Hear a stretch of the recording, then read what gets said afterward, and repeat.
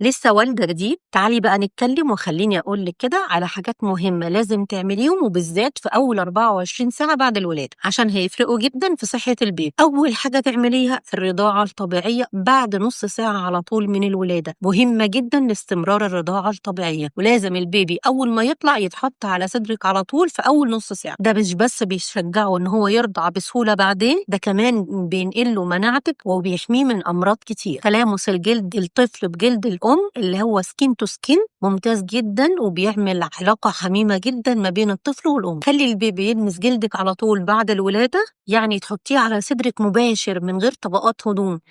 ده بيهديه وبيطمنه وبينظم تنفسه ونبضه وبيحسس الطفل بالأمان، لأن هو لسه خارج لعالم جديد عليه. الكشف الطبي بدري، في ناس كتير بتأجل الكشف على الطفل، بس الحقيقة إن لازم الدكتور يشوفه في أول 24 ساعة بعد الولادة. نطمن على الصفرة والتنفس وحركة الأطراف ونسبة الأكسجين في الدم. لازم تتابعي كل حاجة، اكتبي كل حاجة وكل ملاحظاتك على الطفل تكتبيها. رضع امتى، نام قد ايه، غيرتي له كم مره، اي تغيير بسيط بتلاحظيه على طفلك لازم تكتبيه. ده بيساعد الدكتور ان هو يكتشف اي حاجه بدري على الطفل. لازم تبقي هاديه وتطمني، عارفه ان تعبانه ومتوتره ومرهقه، بس لازم تهدي. البيبي بيقول بالام وبيحس بكل حاجه، هدوءك ريحتك كل ده بيأثر على نومه ورضاعته ومناعته. لو أول مرة تولدي احفظي الريل ده عندك وارجعي له كل شوية عشان تفتكري، وبعتيه لأي مامي جديدة محتاجة إنها تطمن وتفهم.